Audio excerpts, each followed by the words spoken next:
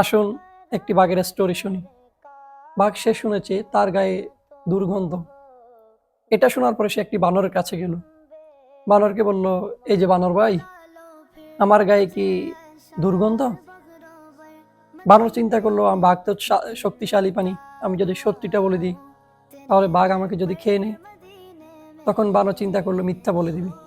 তারপর সে মিথ্যা বলে দিল, আরে বাঘ মশাই, কি যে বলেন, আপনার গায়ে তো সুঘ্রাণ, দুর্গন্ধ নেই।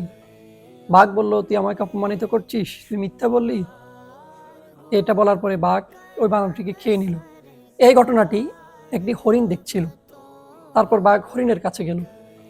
হরিণকে বলল, এই হরিণ ভাই, আমার গায়ে কি দুর্গন্ধ? হরিণ চিন্তা করলো, বাঘের গায়ে তো সত্যি সত্যি দুর্গন্ধ। এখন বানর সত্যিটা মিথ্যা বলার কারণে তাকে বাঘ খেয়ে নিল। আমি না হয় সত্যিটা বলে দিই। হরিণ বলল, বাঘ মশাই, আমাকে ক্ষমা করবেন, সত্যি সত্যি আপনার গায়ে দুর্গন্ধ।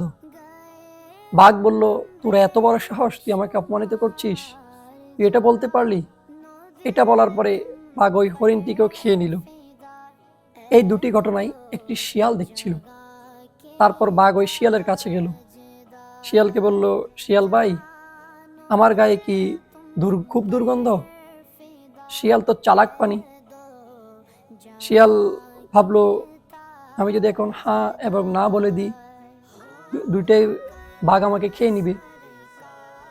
তখন শিয়াল বলল যে, আরে বাঘ মশাই, কি যে বলেন, আজকে 3 দিন ধরে তো আমার সর্দি হয়েছে, নাকি অনেক সর্দি, আমি খাবারেরও গন্ধ পাচ্ছি না, আমি কিভাবে বলবো আপনার গায়ে কি সুগন্ধ না দুর্গন্ধ, আমি তো বুঝতে পারছি না।